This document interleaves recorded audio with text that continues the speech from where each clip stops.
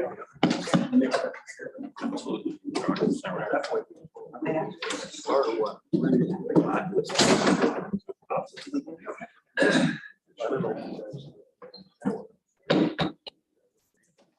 everyone. Committee meetings for Monday, August 14th.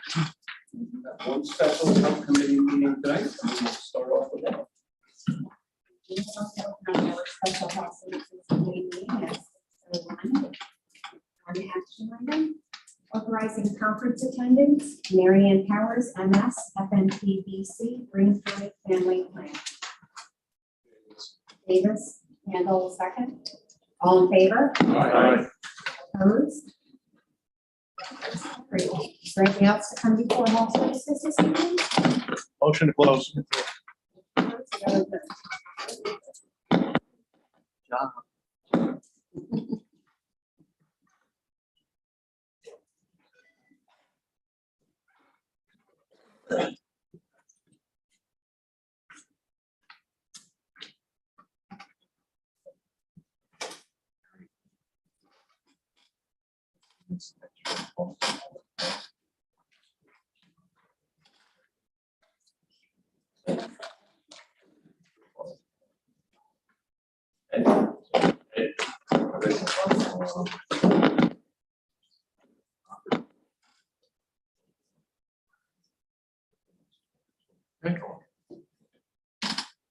Okay, open county services at 6:03. And we have 4 action items. We have the county historian, Jonathan Palmer.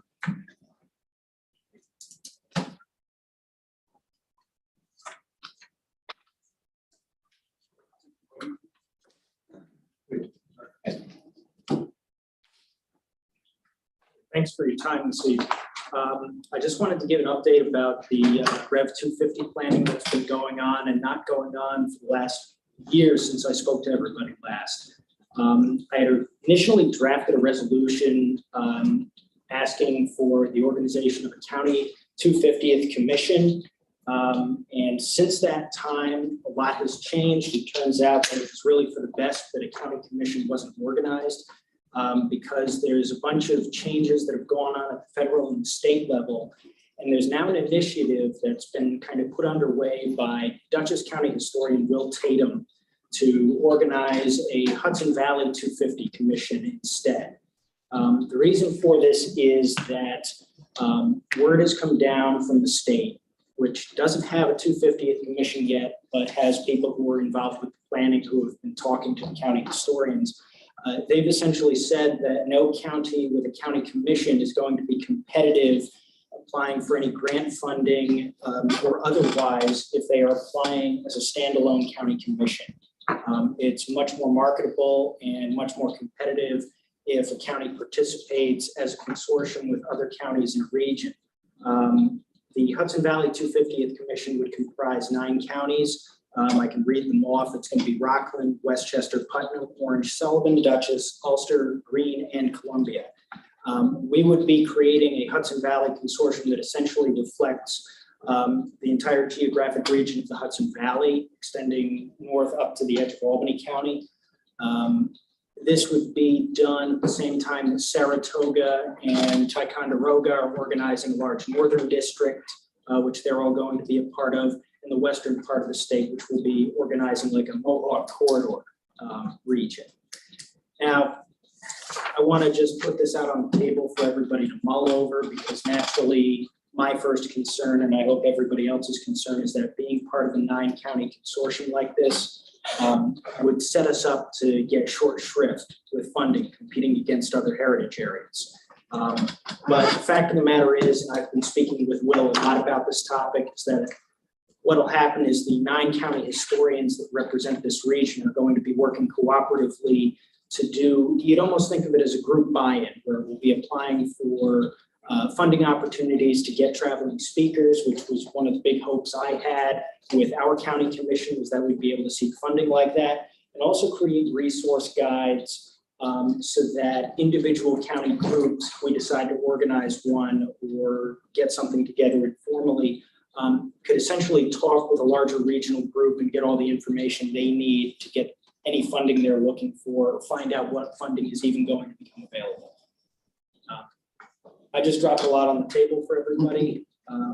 This is kind of disappointing that we're going to have to change and pivot like this. But if we're going to get a seat at the table at all, this is essentially what's going to have to happen. There had been some thought maybe of having a Catskills region. So, well, probably this actually works out to our benefit, because if you would have the local historians like the town of Hunter, town of Catskill, and all of them come together and have a subcommittee, and whoever represents us at the table gets together with these people, and you say, listen, this is what happened. Town of Hunter, we got Torrey Swamp, where they used to take the prisoners and lock them up. And then we had the Underground Railroad, where it used to run down through around. I mean, we have a lot of stuff going on in our area that everybody specifically knows what happened in their area. Then they could come up with a plan, give it to the one person or two people that represent us, and then it would actually have a better effect. This might be to your advantage. I think it is. Does anybody else have any other thoughts before I continue? Well, I think it's kind of might not be the right way to put it, but it's a crapshoot. I mean, we took initiative, and now the state doesn't even have a plan, and they're telling you good initiative, poor judgment without a plan to follow through. Well, and that's exactly, the big disappointment through this whole process has been that everybody's been kind of sitting in a holding pattern, waiting for the governor to seat the 250th Congress of New York State. There's one at the federal level that's kind of been circling the drain, for lack of a better term, going through different people. The fact that we don't have a state commission yet that can trickle down some information to us and give us some direction means we're really kind of out to sea. And this Hudson Valley Commission is essentially our safe bet that even if there ends up being no meaningful funding that we can get from the state, that as this separate little entity that's not necessarily a government entity, it just has government representatives on it, we can still go out for private funding and things like that. We can seek private donors. And being that we're covering the entire Hudson Valley, I think that plugs us into a larger pool of money than would be potentially there otherwise. And this is all programming. I'm talking about things like there's stirrings about doing a flotilla up the Hudson. There's stirrings about, again, getting the speakers together, creating directories of reenactor groups so that when a town wants to have a parade, they know exactly who to contact and who to reach out to, to get this, little militia group to march in the parade and things like that. There's really, I'm excited about it. I've been in close contact with Will Tatum through the whole process. He's been the one leading this charge. And I talk to him on a regular basis. So it's not like we are going to be, at the back seat, this whole thing, just along for the ride. So the only harm for us moving forward is that we won't be eligible for state money, Yeah. not even knowing that there is state money available. Exactly. Yeah. So wait a minute. Yeah. Well, I don't know why we just don't move forward at our current path and your current path and say, whatever it is, it is. We're going to worry about the borders of Greene County and how our role played in the revolution, and that's it. Well, and that brings up the next question, of course, is if we do decide to create a county subcommittee still that would participate with this Hudson Valley group, which I think is to our benefit, who does that comprise? I'm happy to be a representative. I'm already involved with the process, but it's at your discretion. If there's any other people who you think should be participating, I know Greene County Tourism might be interested to hear what's going on. I know I want to get the Greene County Library Council to have a couple representatives with us for all the local public libraries, but The town historians is who you should be talking to, because they have the most knowledge about their specific area, which is, yes, yeah. But no, I it's not that I don't disagree with you, but you're better off going ahead and trying to get the money. What happens if all of a sudden they, at the last minute, they throw out a lot of money? It's not gonna hurt. And I really think this, actually, the way it's set up will be to our advantage. yeah. We don't have to start a commission either. I mean, just do it. No, do you do the subcommittee, and that's kind of like your own commission. So I'm saying, I think it'd be better for us. All out of the legislators' court, for better or worse. I think this is a good thing. It's one less thing that's on everybody's plate. It's one less meeting that somebody has to attend and make sure, but, I get that, Jonathan, but we're talking about the founding of our country here. I agree. And the reason why that battle took place, whether it was on our grounds or along the Hudson Valley, it doesn't matter. Well, in this, So I don't want to wait for the federal government, Yeah. who is lame as can be, or the state government, which is even worse than lame, to give us direction. so then, I guess my marching orders would be walking out of the room. I'll be involved with this Hudson Valley 250th, but do we want the Greene County group to be an initiative through the county legislature, or should I rally the gang and, get something together here and come to you guys and say, this is what we have? I mean, I can only say that from the initial onset, when you brought this to us, I assume that you were taking the lead and the role and doing the grunt work on the historical components and finding all the historical components to it. And I'd say you'd be way ahead of where they are, or the state or the feds are. So, More or less. And I'm brainstorming. Yeah.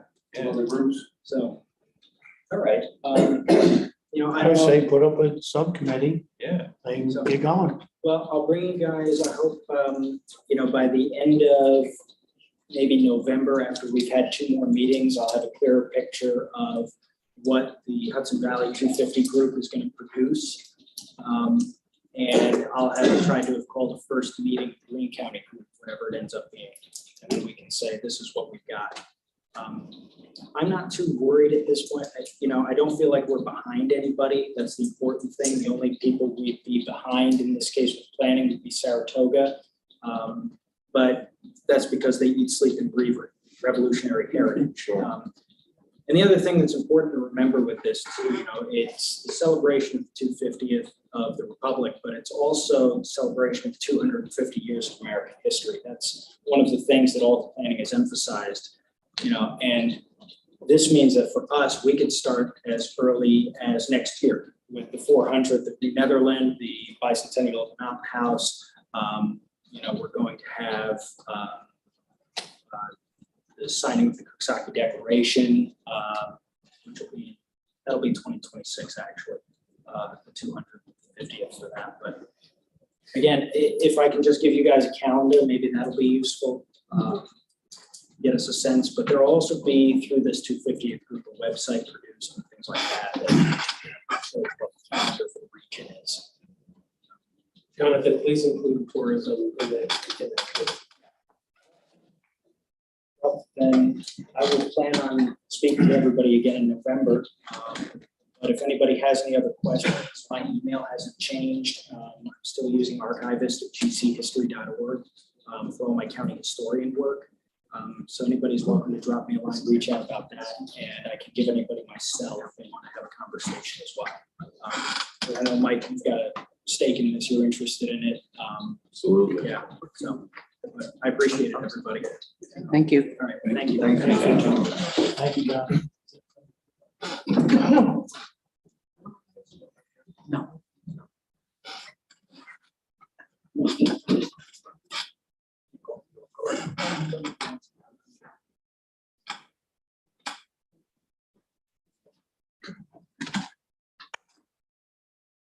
We have 4 action items. Number 1 is amending resolution number 406-22, amending resolution number 275-21 as amended resolution in support of workforce housing in Tannersville and allocating funds. Overvote. Leg, and so seconded by Overbaugh. All in favor? Aye. Is anyone opposed? Motion is carried. Number 2, amending resolution 177-23, authorizing agreement between Greene County Department of Human Services, Aging and Capital District YMCA. True, and I'll second that. All in favor? Aye. Is there any opposed? Motion carried. Number 3, budget amendment, Greene County Board of Elections, absentee ballot prepaid postage. I'll move that. Does anyone want to second it? Like, Greg, And do we know, are these metered? So we're only gonna get charged if they're sent back? I don't know. Isn't this new state law requiring Adding more money prepaid to it. postage? Yeah, but on the metered side, you only get charged if they sent back from the mail. So is it just to send out the absentees or is it posted both ways? Should be an envelope that's postage paid for return, correct? So when you open it, you fill out the ballot, then put it in, drop it in. Yeah, that's what I don't know. I think that's what it is.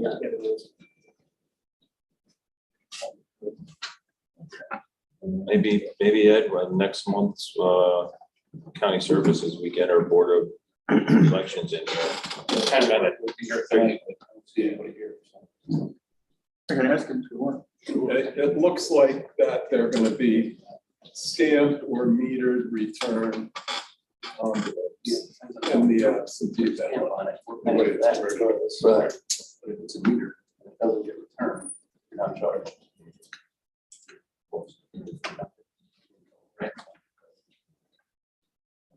So we have a move and a second. All in favor? Aye. Any opposed? Carried. Number 4, budget amendment, Greene County Board of Elections, Technology Innovation and Election Resource Grant Program. Handle. Lennon. Any, all in favor? Aye. Any opposed? Does anyone have anything else for county services this evening? Motion to adjourn. We have this veteran service, you have their report here in front of you, and we have a motion to adjourn. We are adjourned. Just wanted to thank Michelle for the event on Saturday. Sorry, not Saturday. Event again.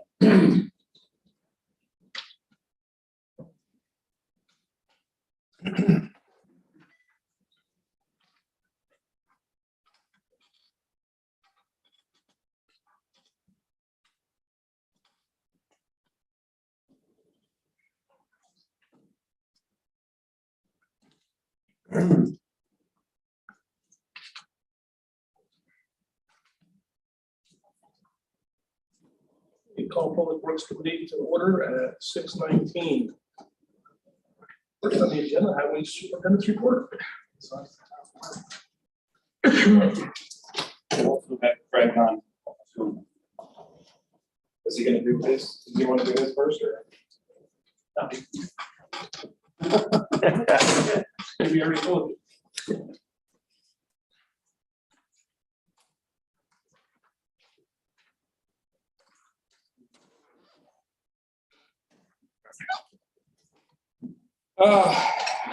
Federally and state aid projects that we have currently on the docket this year. We have County Route 83 culvert and pedestrian bridge, which is currently under construction in the town of Hunter. That's County Route 83 Ski Bowl Road, right in front of Hunter Mountain. That's started last month. They have closed that road. We have a permanent detour in Hunter. County Route 40 bridge is under design and right of way, same as County Route 61 in Coxsackie. We also have a new project that's going to be on this list, County Route 6 bridge replacement over the West Kill in the town of Lexington. We had the state put that on the STIP for the 2023 through 2026 program. Timberlake Road and Bloomer Road Bridge New York projects are currently under construction.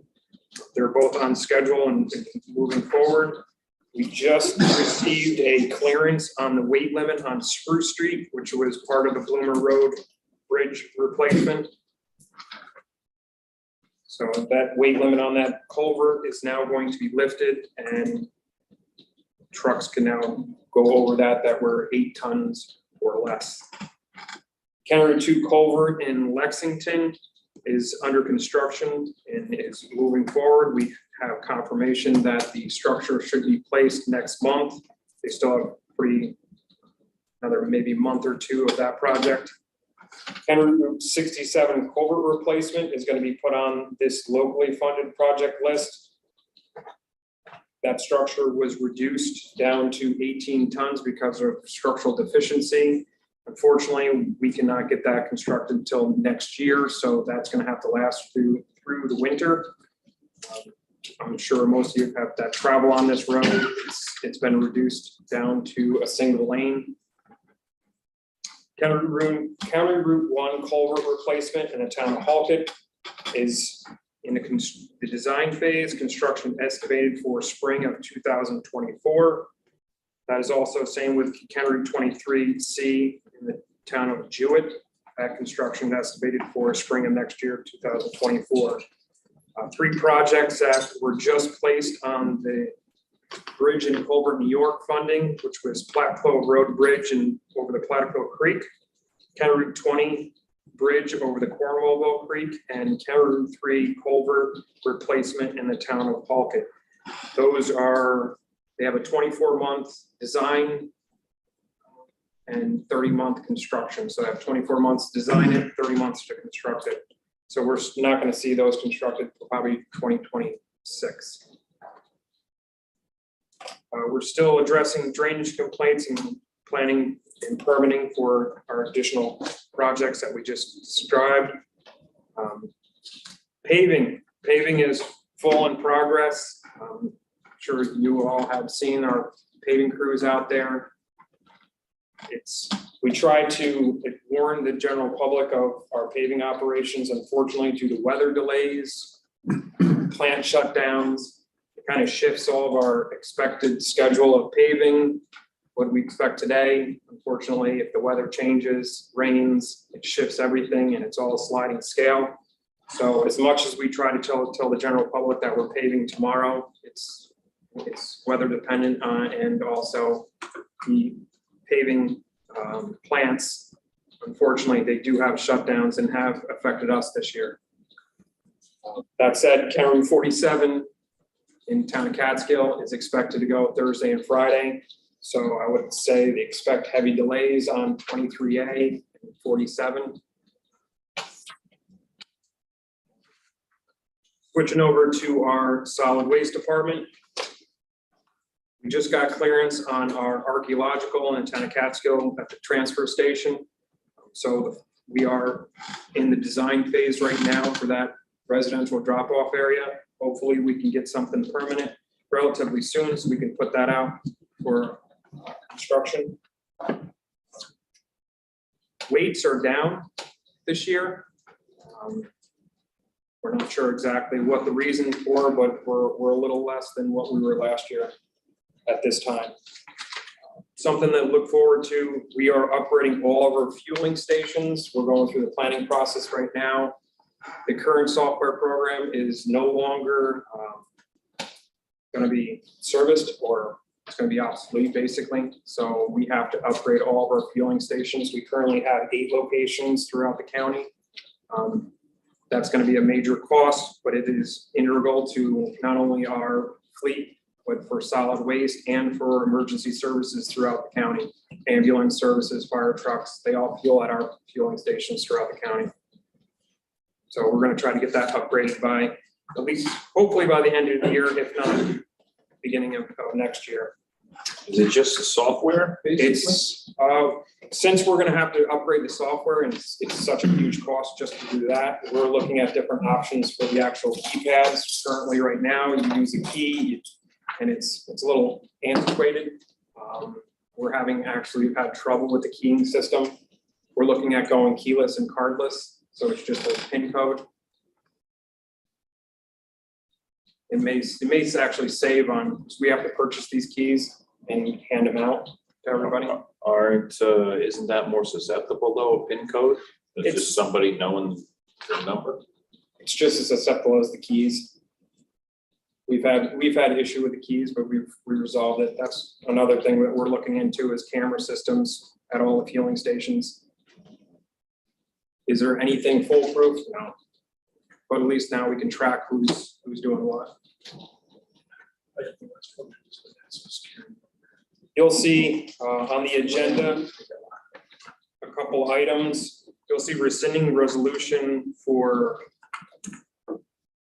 funding on one of our bridge projects, Boomer Road. It's due to the fact that our new master agreement has additional funding. The current Bridge New York funding was currently 95.5.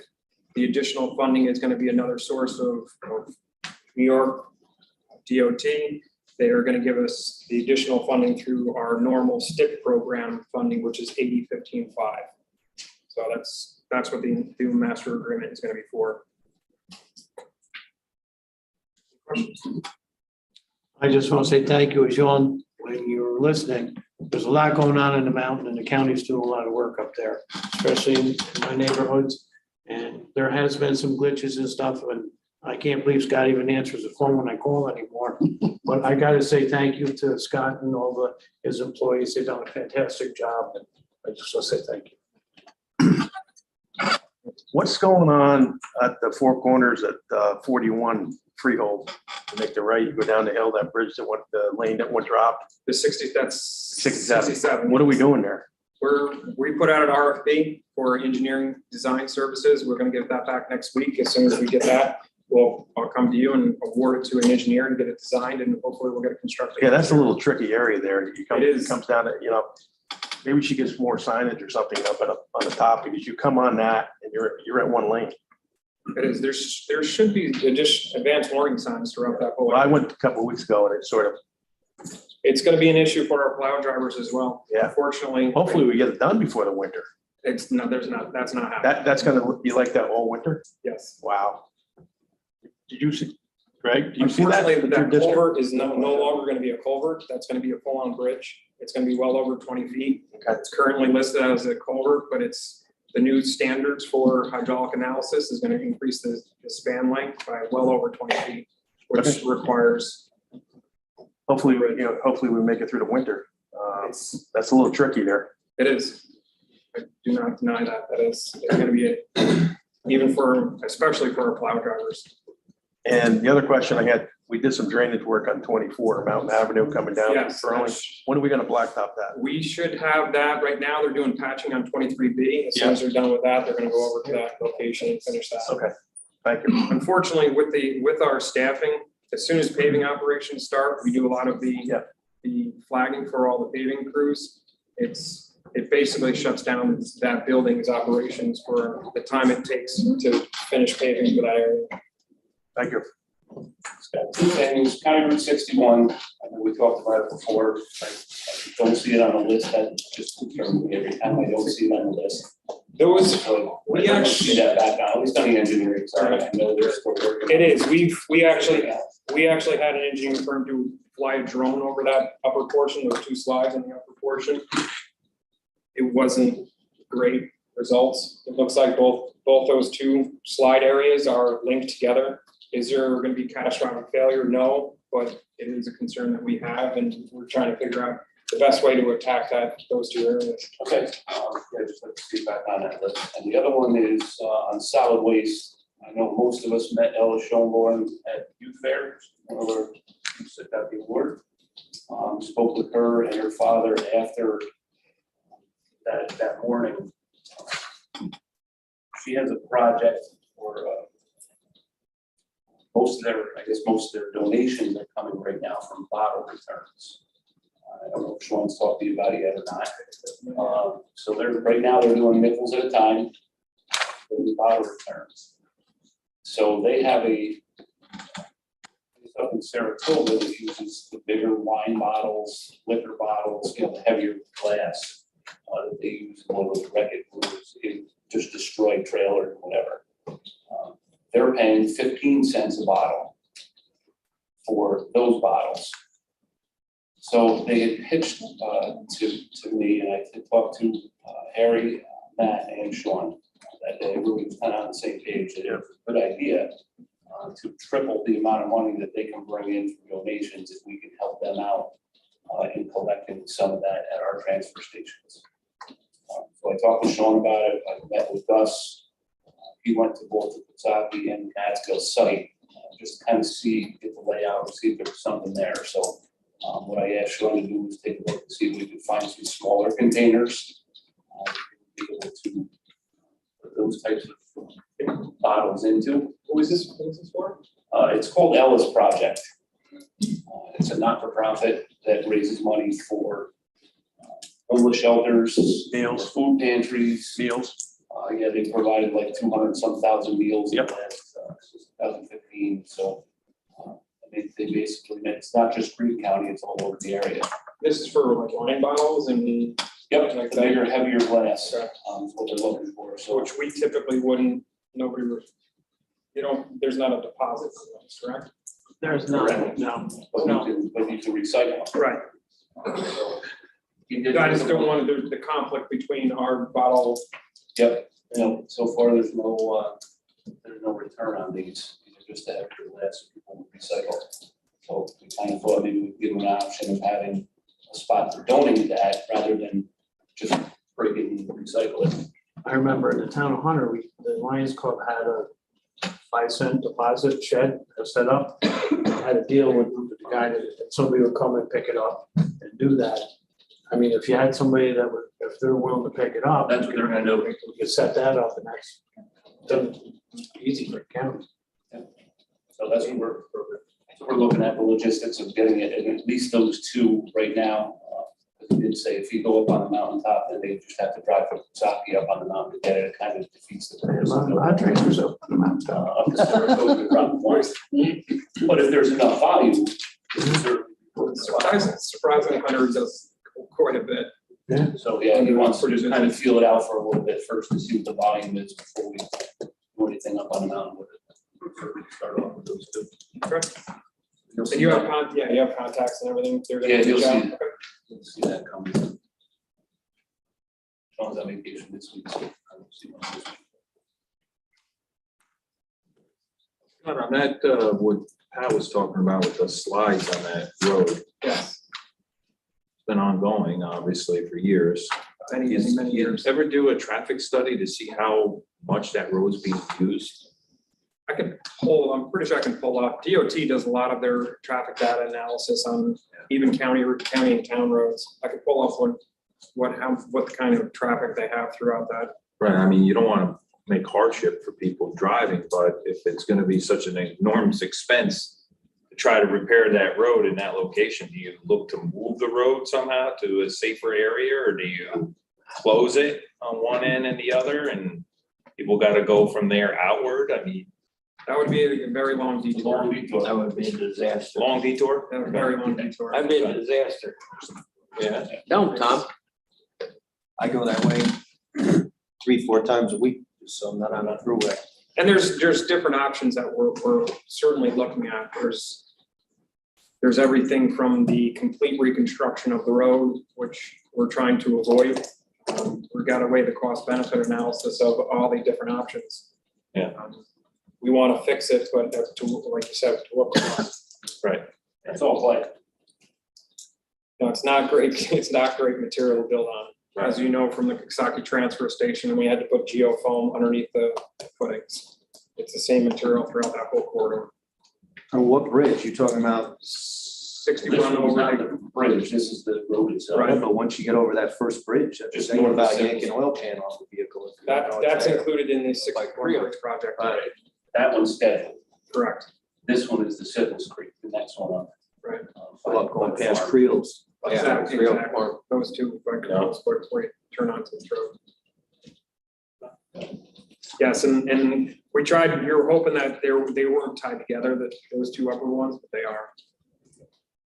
Whatever, we took a shot in the dark, was it 2 years ago, 2 years ago? And I can, paved it, I mean, it was bad. I can tell you that paving over it doesn't. It works all right for you. Doesn't slide, doesn't not the solve. engine. We've tried it, that doesn't work. We removed one option. Yep. So, and it's gone dormant for a couple years. This year, I'll be interested in all the water. Correct. And that's what I think you're seeing. These heavy rainstorms are creating it to become active again. Thanks, Sam. Thanks, Don. And, Craig, have anything? It's muted. Oh, you did. If you're muted or asleep. Nothing from Greg? Or Craig, sorry. Okay, moving on to proposed action items. Rescinding resolution number 172-23 and titled authorizing the implementation and funding of cost of 100% of the cost of the transportation project, which may be eligible for federal aid and or state aid for reimbursement from Bridge New York funds. Martinez and Hobart, all in favor? Aye. Opposed? That's carried. Authorizing implementation and funding of the cost of 100% of the cost of transportation project, which may be eligible for federal aid and or state aid or reimbursement from Bridge New York funds. I'm sorry, I didn't. Leg and handle. All in favor? Aye. Opposed? That's carried. Authorizing purchase of one new 2023 excavator. Lennon. A lot of money. Solid waste.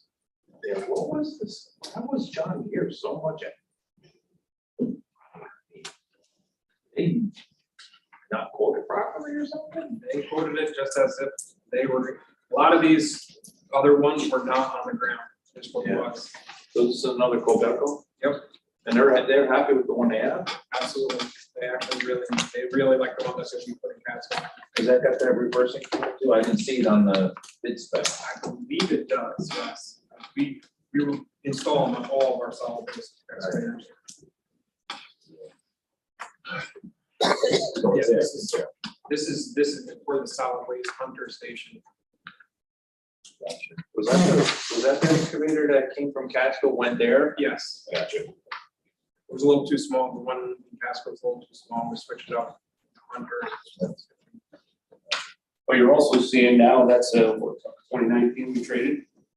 That was one of the goals here, was to Right.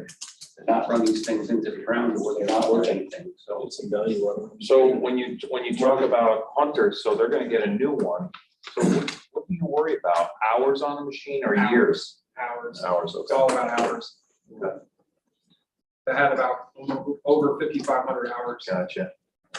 I mean, in comparison, our highway one that's probably 8 years older doesn't even have close to that. Right. Gotcha. Thank you, Scott. First and second, all in favor? Aye. Opposed? So I'm gonna need to refuse from that vote. My son works for it, thank you.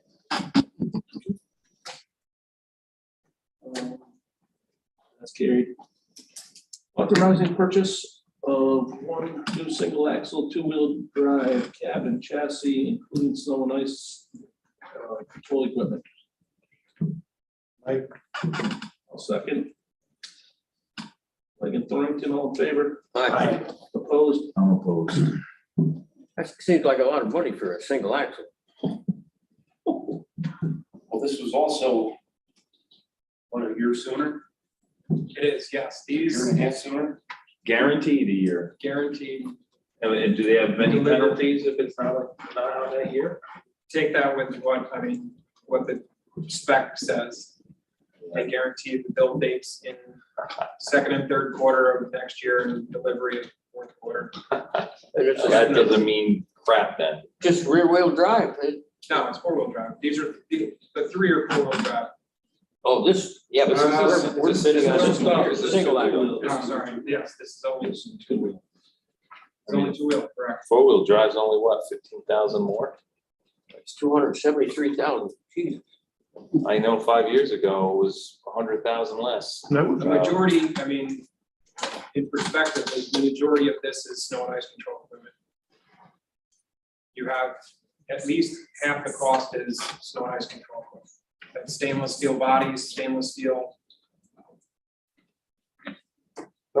components. I thought we were getting these two-wheel drives for like what was the mix on and having them in the buildings is about five holes. And not put snow and ice control on. No, these are, we're not at the stage where we don't put any snow and ice control on. These are to replace our current fleet of very old equipment. The single axles, are gonna replace single axles that are currently obsolete. We have single axles, two-wheel drive trucks with one. Absolutely. In Athens and Freehold. That's why I only get one. Like Tinker Toys. Yeah, they got weight on them, they're fine. The other three are gonna be. Flat down. It's That's why they call it the flat Flatlanders. I used to that. And that's why there's only one of them. So Scott, did we ever look into a complete refurbishing of what we have with this extreme cost like this? I mean, would say in Oshkosh, you sent this to a shop in Oshkosh and they told you for $100,000, we will go right through this truck, frame, everything, restoration, boom, done for $100,000. Never gonna- it's- First of all, Oshkosh's aren't. They don't do municipal work anymore. Still running though. Still run, they still have parts, they still have the component. No, parts are getting hard to find. For Oshkosh. You can't find parts. That's the problem. And we can't control how much material we put out. We're putting out so much material on the ground that we're wasting money every time there's this. I mean, what's the total tonnage you put on a single axle four-wheel drive truck? 6 ton, 7 ton? Right. $280,000 to carry 8 tons of salt around and push some snow? I mean, what about why are we, are most of these trucks all with wings?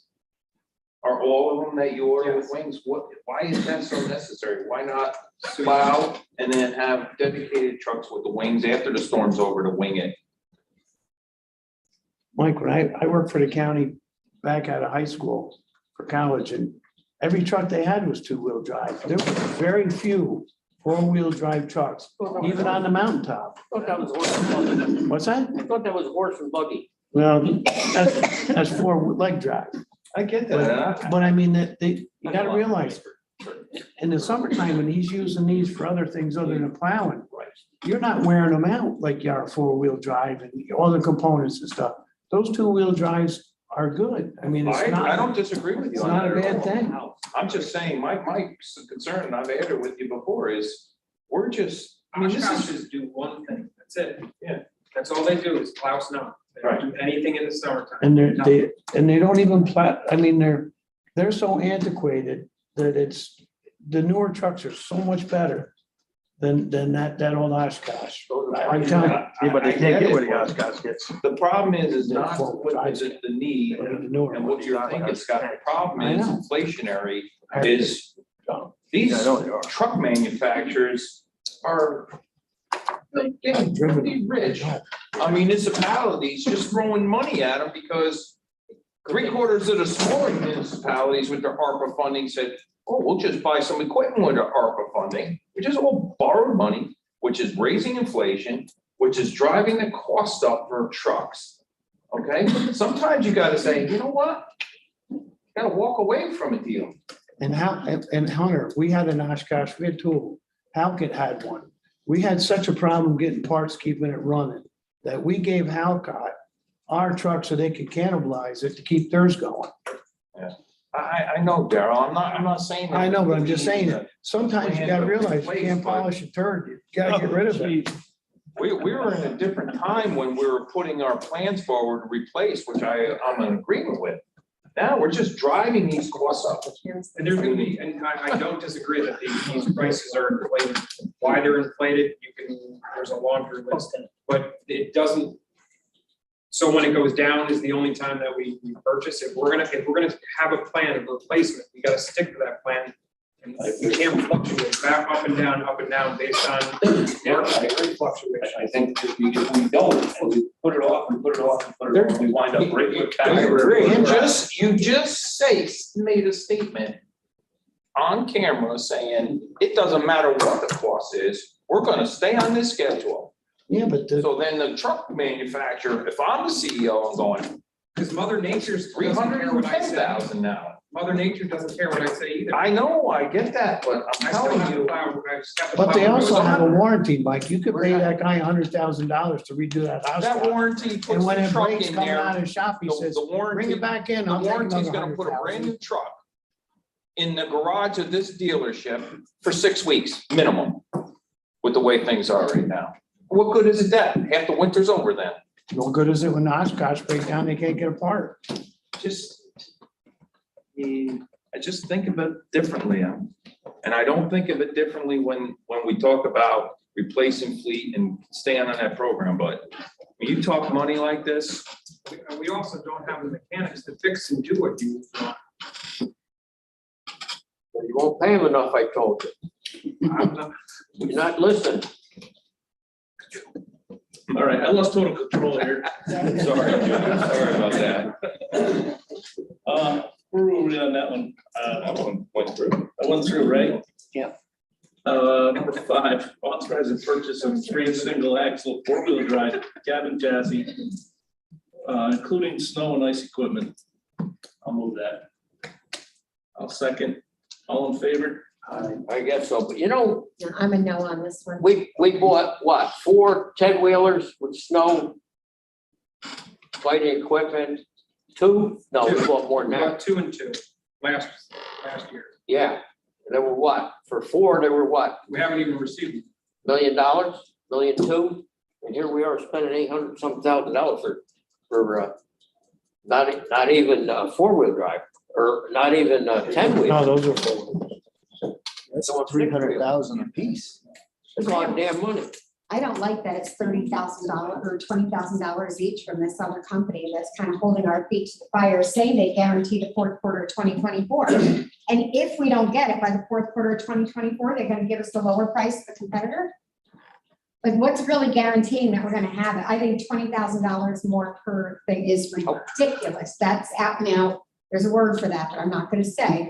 You all know it. What about I'm a the no on that. NASCAR? That's insane. It's not Sunday anymore. That is Patty. absolutely insane. It's not Sunday. They're holding your feet to the fire for $20,000 each more. I'm a no. Sorry. They really can't guarantee you that. And then what's gonna happen in January 2025, when we still don't have it, but we paid $60,000 more for these 3. We don't pay until we get delivery.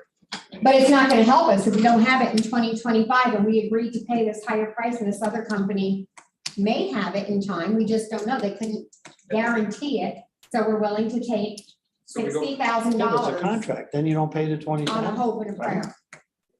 I gotta say no, I'm sorry. What will the NASCAR cost? 24 to 36 months. It's called going out of business, that's what that is.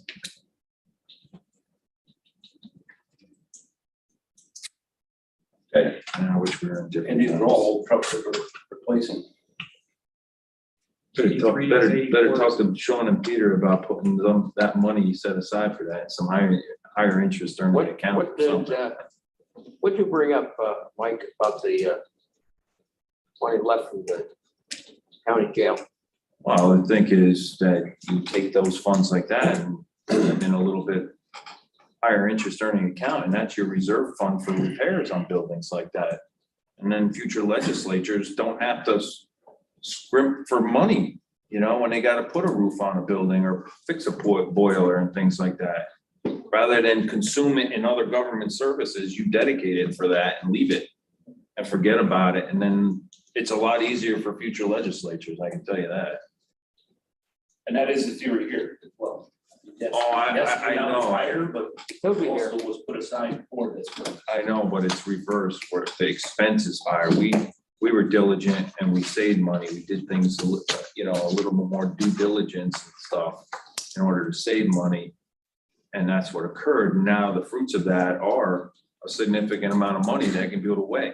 This is not, this is a lose again on this one. Losing price, that's ridiculous. It really is. And it's not that, I'm just telling you, if I was CEO of one of these companies and I had all this money being thrown at me by municipalities, because they gotta use this money up by 2026, have it dedicated, I'm going, yeah, that's what the price is. And I'm gonna tell you, I have no labor and I have these steel costs are up through the roof and I'm gonna be filthy rich. But here lies the problem. We don't get him those trucks. Right? We say, okay, we're gonna wait. All of a sudden you got 6 trucks down and your constituents are calling you, I can't get where I gotta go because my roads aren't plowed. Why did you keep those old junky trucks? What are you gonna tell them? Well, I had a chance, but, It's not mandatory that we plow the roads. Do you know that? well, I'll tell you what, Charlie, come February, you tell that to somebody and see what they tell you. No, but I'm right, what I just said. I don't doubt it at all, but perception is 100%. Sarah, I'm all for getting new trucks. I'm not up for a company charging you $20,000 more than the other guy is. And I was just saying, okay, we accept that. I'm sorry, I have a hard time with that. I'm all for getting new trucks, but not $20,000 more. What happens then on the contract, on something like that, if they can't produce, you have to pay that 20,000, or is it a crapshoot? That's what I'm saying. What is the contract? How does it read? Not paying for anything. Yeah. But if So you're it's, paying, have your you're truck. paying that extra money to assure you get it in time. Right. If you don't, If Okay. they You don't breach get if they breach the time period, they're going to stay as they did perhaps during the COVID emergency, that there was supply chain issues and it's force majeure, and it winds up a defense to a lawsuit for specific performance. I can't tell you which way it will go today. It will depend on the landscape at the time of the breach, if there was to be one. They're basically doing what's called demand pricing. Because the need for this equipment and the economy, the way it is, the urgency for it. Computers here. How many new heavy mechanics we have? Like some short-term treasuries. Zero. I would rather us So raise we're- the salary for a mechanic and get some good mechanics in than pay that kind of money for new equipment and let a good mechanic fix some of the stuff we you have. might be waiting longer for that than you do for the You're trucks. right, I can't find one in my shop. Telling me when you don't have the mechanics, How much work we on the pay? I trucks. pay as much as Run it over takes to trucks, bring the run into person big there. problems. And we That's take. where we were. We have hospitalization that for the single. Okay, so employee, I just we had pay two no's on that one. Sorry. it. But you lost control, you know that, don't you? Twice. I'm gonna turn it around right now. Who was the second? Yeah, who's the second? Patty and Mike, right? yes, I was in the. Let it pass. I didn't even say yes or no. Yes, you did say yes. You said, you said, you said, I guess so. We weren't happy with saying yes. You said yes, but, I got caught in that one. okay, anything else to come under public works I think committee? you've taken enough time tonight. Motion to close. Right. Handle and Lennon, all favored? Alright. We are closed. Oh, you're right. You did lose control.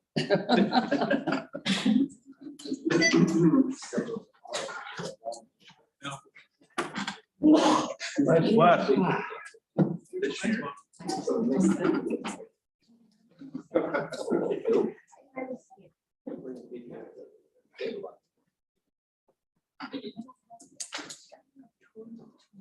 What are you doing here Ready? then? Okay. I'd like to open the Economic Development and Tourism Committee at 6:54. We have one action item, but before that, we have James Hannes with us, who is going to give us an update on some of the projects he's got going on. Yes, I have 2 trucks for sale to bring up the resolution. Before James begins, we have a new employee that I'd like to introduce. Okay. Thomas Boonhauer just joined us as an economic development specialist. He's been with us, what, second week? Third. He's already working on projects. He's a direct report to James. We have a lot of projects. It's good that we've been able to find Thomas, who comes with great experience, and we have big expectations of him. So Thomas, thank you. Welcome. Yeah, thank you. Thomas.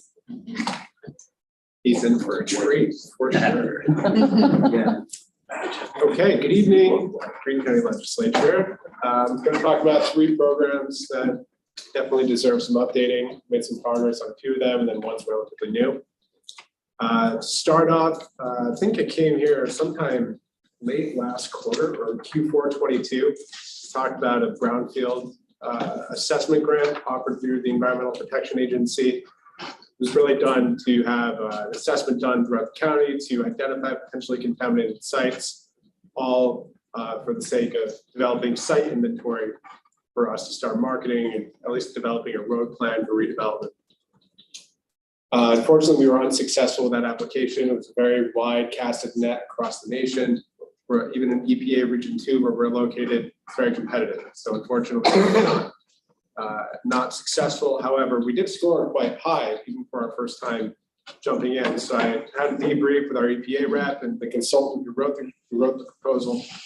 And we had two areas of opportunity. One is, of course, incorporating some other areas that are of high distress, and then also incorporating more administrative capacity or really people to help get the job done. So they identified something called a coalition assessment, which allows multiple communities across even counties and borders to apply for one assessment, actually doubles the award. So whereas the prior award, we would have been able to receive up to $500,000, the assessment award is up to $1 million. So it allows us to really expand our outreach and bring on some more people that can help us if we're teaming up with another municipality. So we're in conversations with Columbia County, Choose Columbia. We have a lot of the same demographics, a lot of the same economic challenges. If you're looking at SWOT analysis for both counties, very identical, especially when it comes to maintaining competitiveness in the Capital Region Economic Development Council. So we are kind of forging through to develop an application for both communities, covers the county borders of both Greene County as well as Columbia. And while we are not ready to authorize an application at this moment, I at least wanted to bring it up and tell you how our first application is evolving into something more, potentially even more sites to be evaluated in Greene County. So it's a plus for us. It not only allows us to get really on the book of the EPA, but builds figurative bridges across the Hudson over to Columbia County, keeps our partners honest, if you will. Secondly is the multi-grant, microenterprise grant. It's another tax-funded grant program offered by Homes and Community Renewal in New York State. I'm pleased to report that our mandatory training requirements for all interested businesses has officially been completed. Roughly 63 businesses contributed to that training course across 3 counties and 4 municipalities.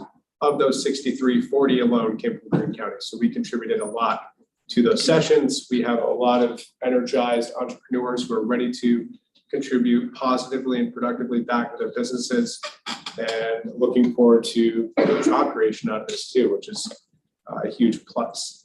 So we have applications flowing in now. If any of your constituents have gone through the required training process and are still interested in applying, please have them see me.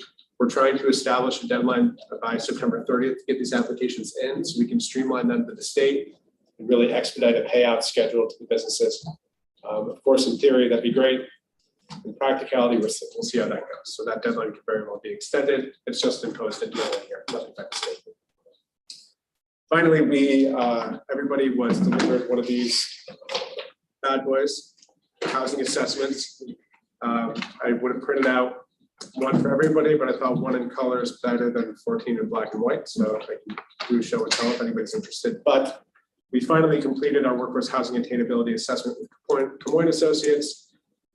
We've been, since I even started here, we've been kind of assessing a lot of different economic trends across a few demographics. We've been looking at a metric called area median income, which is really just a snapshot of the median income wages for average families. Households of 4 throughout a municipality, this being Greene County.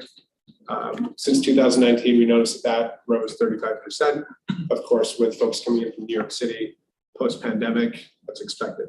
Along with that came in rising real estate prices, which over that same time period rose about 67%. So the average home price in Greene County is about $385,000 as of last quarter, or quarter 2 in 2023.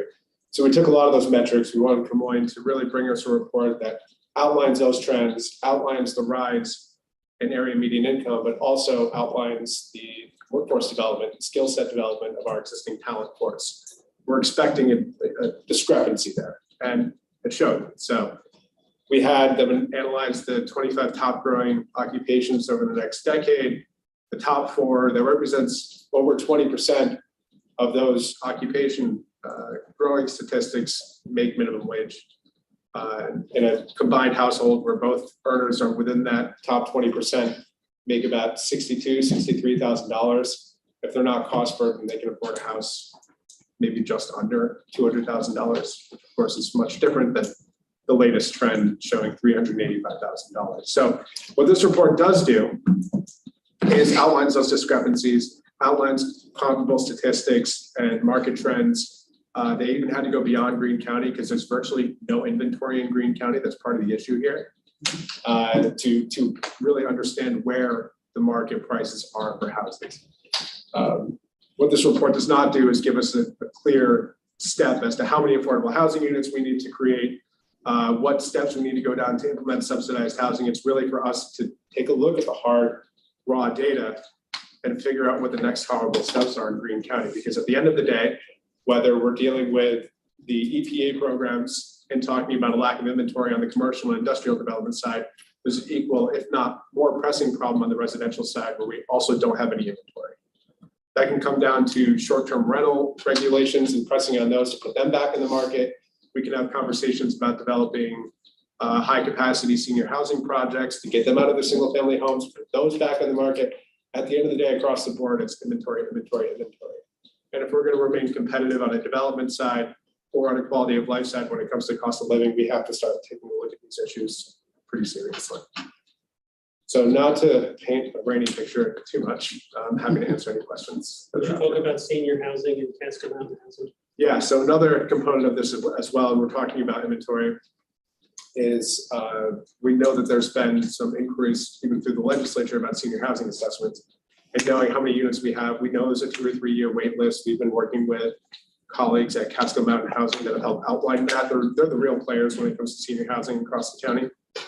And like they said, there's a 2 to 3 year wait list, but there's also pressing inquiries coming in through the legislature for us to start taking a look at trying to court developers and build inventory for senior housing. So not only is that going to cut down on the wait list, but hopefully open up more inventory for other market forces to bring down the pricing. That's our goal there. So that's going to be sort of an annex report. We're looking into Des Moines to help us start to focus really on the count of senior housing out there, really isolate the need. That will also be available probably after another 12 rounds of edits like we did with this one, but it'll be available for analysis. James, you don't think that if something like that were to proceed forward and say 40 units would be available to the market, that the higher ups just wouldn't purchase the 40 units for their short-term rentals at a higher price that the affordable housing, 62,000 median income? What do you mean? They're going to do it all day long. What do you mean by higher ups? Higher ups, the ones who are willing to pay 100,000 more than 200,000 what this person can afford. Or You have to meet the criteria to get in. Yeah, if it's subsidized housing. no.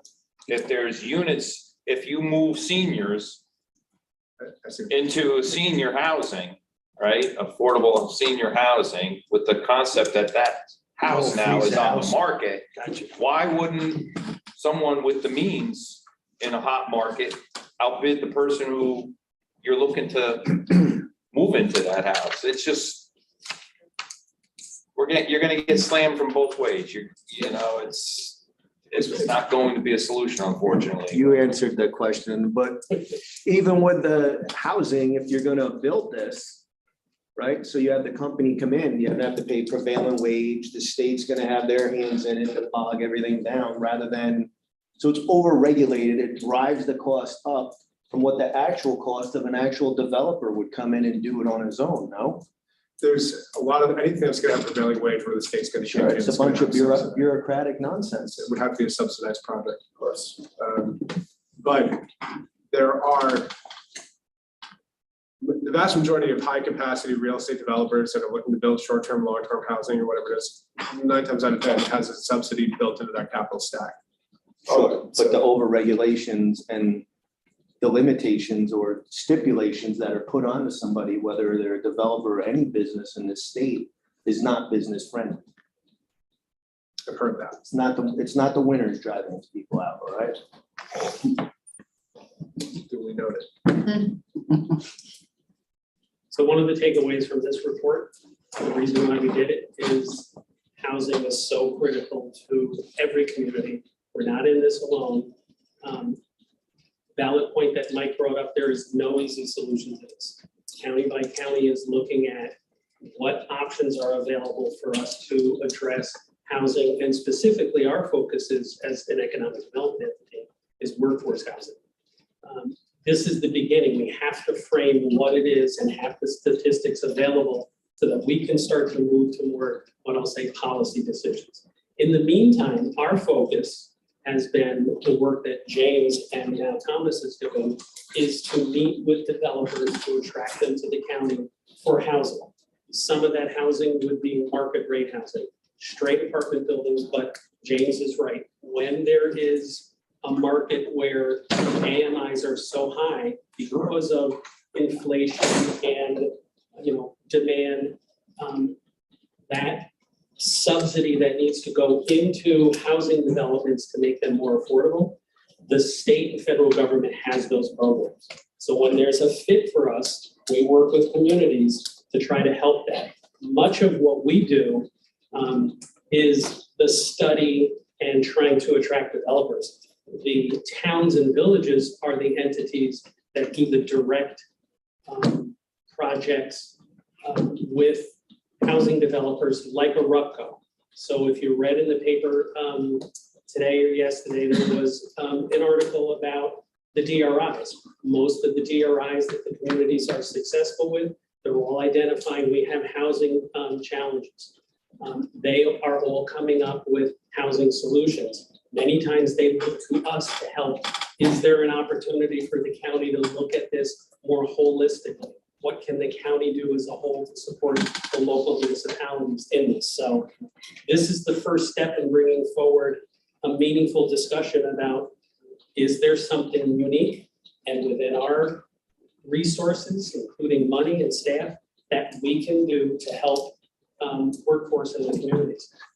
And as this add-on that James talked about the senior housing, that's a whole different animal there. And we're just beginning that inventory and looking at that gap analysis. So here's just a question for you, though. I get what you're saying, Warren. When they come and pay their rent every month, they have to have a W-2 or their 1040 with that showing that they're employed and they've been working, or maybe it's just something that comes across. I mean, workforce housing, that you're in a land of opportunity. There's more jobs than you can shake a stick at. So you can either go to work, and if you want more, you work harder and you go get it. Government shouldn't be dealing the cards and helping people out. The last thing you want to hear is we're the government, we're here to help you.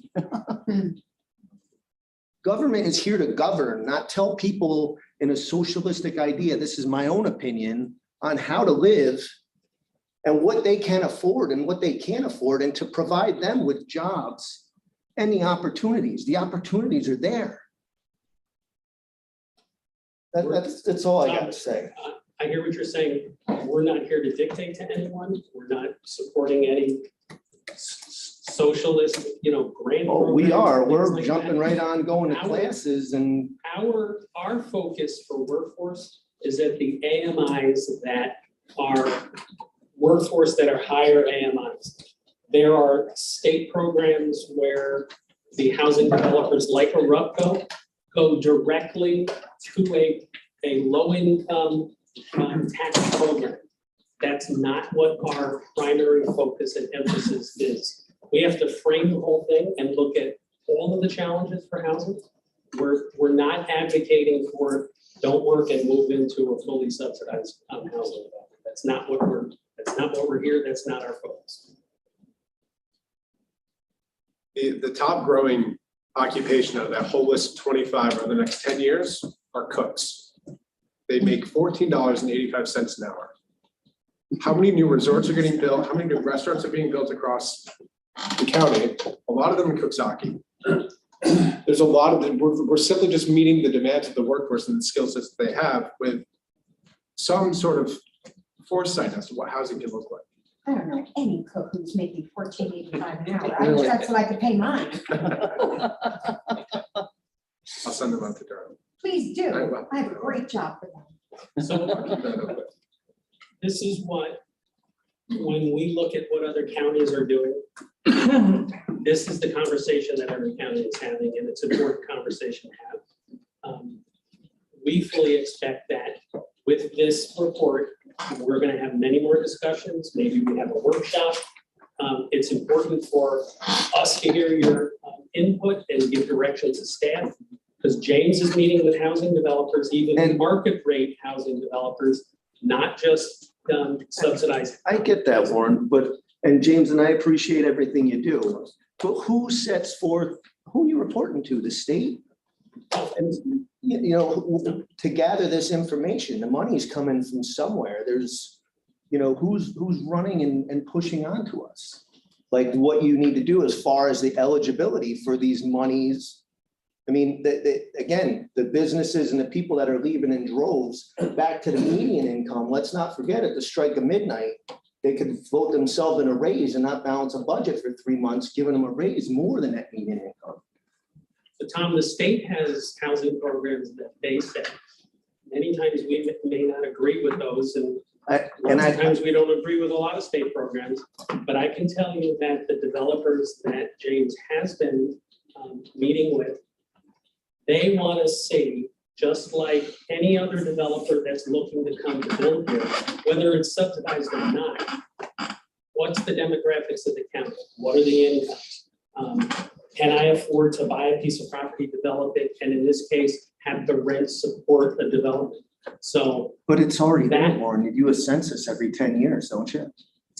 That census has 100 different statistics and demographics that developers look at and put together to make a decision for an investment. It's more than just, the population and the, the breakdown of the demographics of the population. It's right down to, the capital stack and the debt load that they would have to in order to build the facility. What would be the rents necessary? And we don't have any inventory. It's having an impact on our ability. So more conversation is going to have to be had. And generally, we're not setting the rules. We're just explaining to whether it's developers or whether it's our own people, what the requirements are going to wind up being. Yet, Tom, it is mostly economic development corporations or state level that are. Right, that's all I'm saying. We've been failed from that level continuously, so don't look at them to come up with a solution. And it's not just here. Tom, their solution will be 85% they keep. They'll be here for the Rev 250. 5% of the Right. total money. And then the end user will be the 15%. And that's just the way it is, everybody. So we're trying to come up with solutions that are palatable to the board and can get some meaningful traction for more housing. It is a challenge. Just like short-term rentals, we all know that that's a challenge, and it's probably more compounded here in our county because our heavy reliance on the tourism and hospitality. No easy solution to this one. Yeah, if you want the state money involved, they provide their rules. Thanks, everyone. Thanks, James. Okay, we have one proposed action item, and that's amending resolution number 90-22, authorizing agreement with Greene County IDA for the town of Caro and water and sewer infrastructure project. Lennon. True. And True. All in favor? Aye. All opposed? Any opposed? That's passed. Anything else to come before economic development? Motion to close. We are closed. Thank you.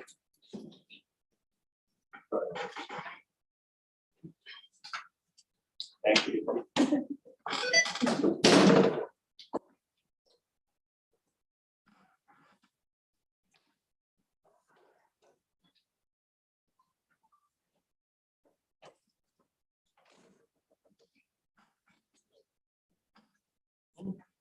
Okay, I would like to open government operations at 7:15. We have 4 resolutions. I will go right on to them. Number 1 is a resolution in opposition to New York State Senate Bill S-139B and New York State Assembly Bill A-1358B. An act to amend the Uniform Justice Court Act, the town law and village law in relation to requiring certain town and village justices to be admitted to practice the law in New York State. Blue board. Bart, I'll second that. Lucas. Oh, Lucas, got it, okay. All in favor? Aye. Anyone opposed? Passed. Number 2, resolution in opposition to Senate Bill S 6637 regarding amending section 606 of the tax law, and I'm gonna make that motion. I'll second it. Is there any discussion? All in favor? Aye. Is anyone opposed? Passed. Number 3, amending resolution number 279-11, adoption of the Greene County Administrative Manual. Overblock. Martinez and Overbaugh, any discussion? All in favor? Aye. Anyone opposed? It's passed. Number 4, correcting the assessment roll, Town of Caro. Michelle Dio, Veterans Director, on behalf of all the owners. Lennon, Holborn. Lennon and Holborn, any discussion? Right here, what was there, the error or just change in percentage? It started with Michelle, had a couple of calls from veterans looking at their other exemptions, so I decided to run an audit against all the veterans. Apparently, the one she had reported to me was in another town. It was and it was timely enough to correct for the 2023 assessment roll. Actually, it was 4 towns that this assessment was done. So popping out, Arrow came to the forefront. Systematic error of the disability rate in the software system. So the way the law, the exemption works is it's 50% of your disability rating multiplied by your assessed value or lesser of. So you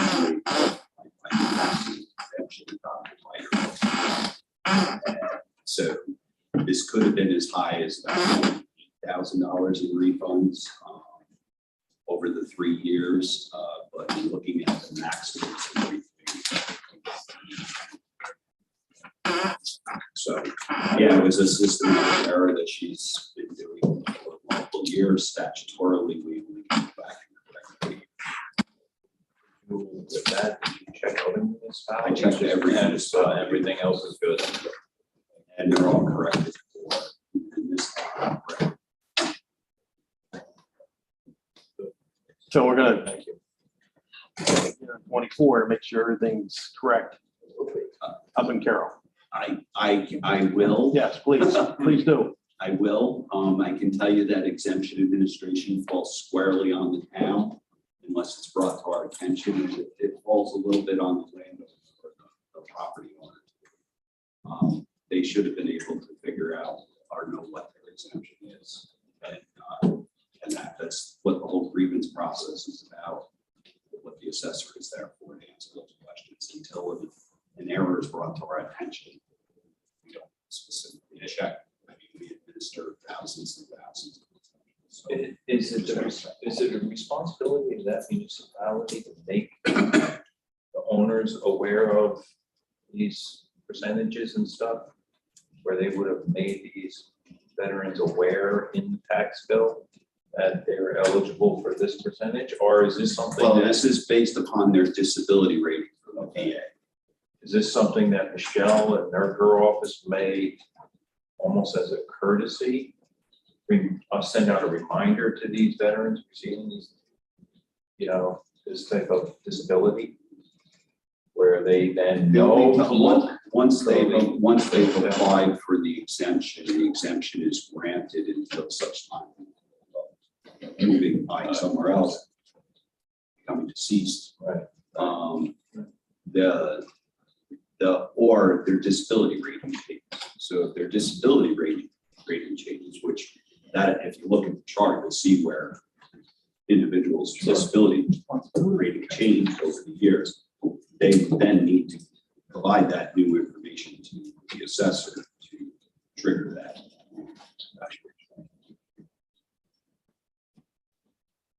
I mean, we check what we can, yeah.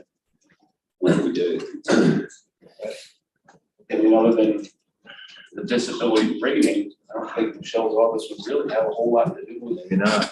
I have no problems about sending out some sort I of didn't know. notice, or you're putting something on our social They should media. know what it is. right? Yeah, it's more on the assessor's office. to Say, Right, here's what you're right. And this was a systematic error that the other town, it has to do with the language of the law, the way it's written. It says the exemption shall be the lesser of half of your disability rate. So when you think about that and systematically what this assessor did was put in 50% of the disability rating in the software instead of putting in the disability rating, their actual disability rating, and letting the software do the calculation. So the software was taking half of that. Okay. And the software is smart enough, the RPS state software we use is antiquated as it is a little bit. It's smart enough, it looks at the either or situation too and determines which one's the better benefit to the better. So it's pretty sophisticated in that regard. But yes, I did check countywide, we're good to go. Thank you, Ryan. I'll have the first. Thanks, Greg. Second, all in favor? Aye. Is anyone opposed? That is, does anyone else have anything to come before government operations tonight? Motion to close. Second that.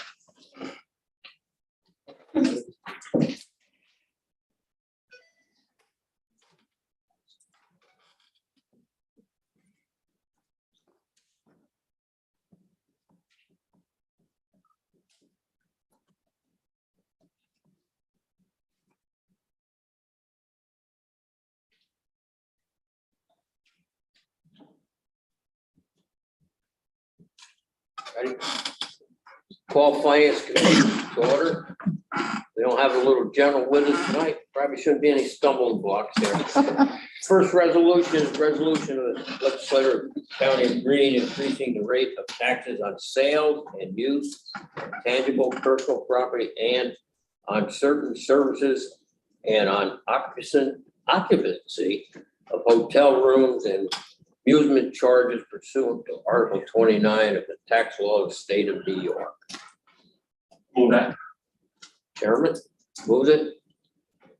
I'll second. This is just to get our 2%. Yeah. And All by in the way, favor? Matt is on the phone right now. Vote Lou General, Yep, there he is. Bottom right. all in favor? Aye. Opposed, that's carried. Number 2, adopting 23-24 operating budget, Columbia Green Community College. Lennon. Overblock. I would like to second it also. Any discussion? If not, all in favor? Aye. Opposed, that's carried. Still here? I am. Thank you all very much. Thank you, Carly. Classes start 2 weeks from today. Wow. Thank you. Thanks so much. Number 3, amending resolution number 406-22, amending resolution number 275-21 is amended resolution in support of workforce housing in Tannersville. Overblock. Accumulating funds. Mr. Davis, second. Overblock. Ms. Overall, all in favor? Aye. Opposed, that's also. Opposed. Got one opposition. Well, the funds will not be allocated until they get all the permitting and so on and so forth. Is that correct?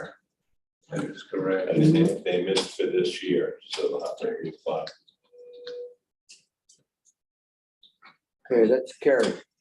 Number 4, amending resolution number 90-22, authorizing agreement with Greene County Industrial Development Agency for Town of Carroll Water and Sewer Infrastructure Project. Mr. Lennon, Yes, sir. And Ms. Overblock. this overall, all in favor of that? Opposed, that's also carried. Number 5, authorizing agreement, Greene County Sheriff's Office, Carroll Durham Central School District. Leonard, Davis. Davis seconds it, all in favor? Opposed, that's carried. Authorized agreement number 6, Greene County Sheriff's Office with Catskill Central School District. Bueller. Overblock. Overall seconds it, all in favor? Opposed, that's carried. Number 7, authorized agreement, Greene County Sheriff's Office with Coxsackie Central School. I'll second it. Tommy must want to introduce it. All in favor? Opposed, so carried. 8 is authorized agreement, Greene County Sheriff's Office, Greenville Central School District. Davis. Mr. Davis. Leonard. Leonard, Mr. Hobart, seconds it, all in favor? Opposed, that's carried. Number 9, authorized agreement, Greene County Sheriff's Office with Hunter Tannersville Central School District. Mr. Lake, Yes, sir, I'll do that. I figured you would. Thank you. All- We get a second, I'll second it. got a second? All in favor? Opposed, that's also carried. 10, authorized agreement, Greene County Sheriff's Office with Marilyn A. Noonan, School at Durham. Leonard. Overblock. Leonard. Overblock seconds it, all in favor? Opposed, that's also carried. Number 11, authorized agreement, Greene County Sheriff's Office, Wyndham Ashland Jewett Central School District. Lake, Buick seconds it, all in favor? Opposed, that's carried. 12 is rescinding resolution number 172-23 entitled authorize the implementation and funding cost 100% of the cost of a transportation project which may be eligible for federal aid and or state aid or reimbursement from Bridge New York funds. Bueller. Bueller, I'll second, all in favor? Opposed, that's also carried. Not Marquez. Number 13, authorizing the implementation and funding cost 100% of the cost of a transportation project which may be eligible for federal aid and or state aid or reimbursement from Bridge New York funds. Vera. Showed up on you. Oh, you should have slowed things down, I can see it. Yeah, you introduced it, Yes, sir. you get a second? You called for me, so I arrived. I'll second, Joe. The chairman seconds, all in favor? Aye. Opposed, that's carried. 14, authorized the purchase of 1 new 23 excavator. I'll make that motion. Bueller. Bueller, Mr. Leonard seconds it, all in favor? Aye. Opposed, that's carried. 16, authorized the purchase of 3 single axle 4-wheel drive cab and chassis, including snow and ice equipment. Ms. Leonard? You missed 15, Charlie. Huh? You missed 15, but I'll second that one. All right. All in favor of 16? Opposed. Guess I voted for it in any event. I guess I'll have to go for it, as much as I hate. Okay, we'll go back one. Authorized purchase of 1 single axle 2-wheel drive cab and chassis, including snow and ice control. Leonard. Mr. Leonard. Mr. Lake. All in favor? Opposed? That's carried. 17, amending resolution 17723, authorizing agreement between Greene County Department of Human Services, Aging, Capital District, YMCA. Leonard. Leonard. Davis seconds it, all in favor? Aye. Opposed, that's carried. 18, authorizing memorandum of understanding Greene County Family Planning and Columbia Green Community College. Overblock. Davis, Ms. Overblock seconds it, all in favor? Aye. Opposed. Two, opposition. They're already over there, aren't they? No. This is something new. Laura, let's see. We've been working with Greener Pathways Band and you've been having some years for years before that. We've had cousins in college. You've been sleeping. I don't agree with it. Said new on the contract. Right. What's the second page say? It's new.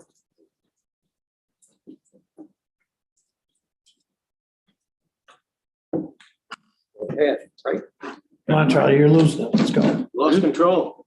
I didn't lose control yet. You haven't been showing up, you lost control. Yeah, well, he thinks he's gonna, I'm not gonna. Okay, that's bad. Number 19, authorizing conference attendance. Mary Ann Powers, MS, FNP, PBC, Greene County Family Plan. Leonard. Davis. David second, all in favor.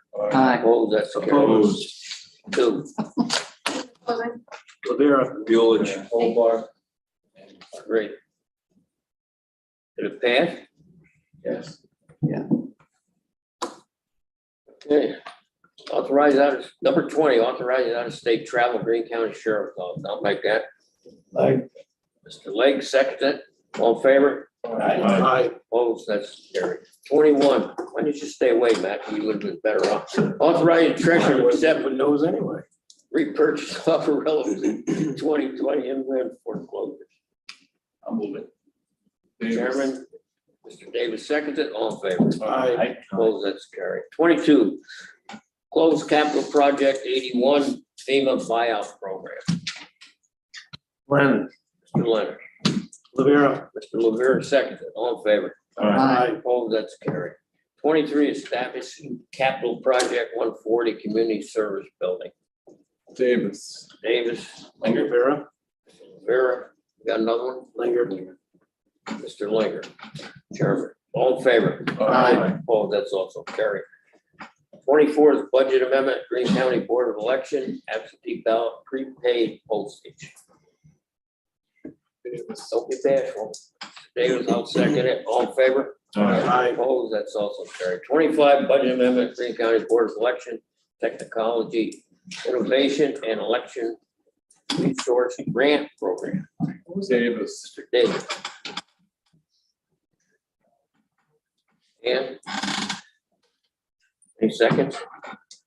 I'll second it just to get it going. All in favor? Aye. Opposed? That's carried. 26, correcting assessment road, Town of Carroll. D.O. Michelle, Veteran Director, on behalf of all of the owners. Rivera. Vera. Mr. Buelich. Like to chime in on that, Harry? Oh, they got it. It's fine. All in favor? Aye. Aye. Opposed, that's carried. 27, authorization paid claims highway. Bueller. Hobart, Buelich. All in favor? Aye. Aye. Opposed, that's carried. 28, authorization paid claim. Martinez, who'd like to second? Hobart. Mr. Hobart. All in favor? Aye. Aye. Opposed, that's carried. Standard resolutions, tonight we have with us our treasurer, probably with some good news, hopefully. You all have your treasurer's report. Items number 1 and 2 are pretty standard for this time of year. Delinquent taxes have decreased.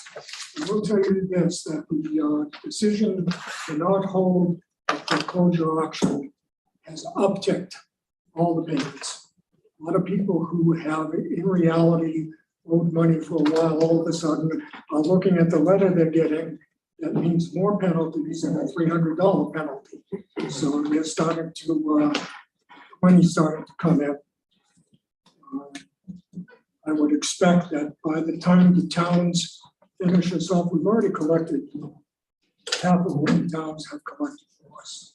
So there's about 13 million still outstanding that we may be picking up this August. When that happens, I would expect that we will have over $100 million in cash. Questions? Certified cash?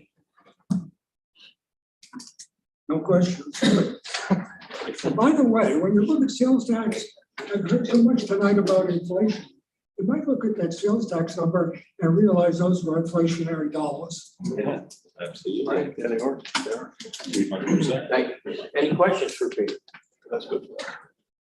Thank you.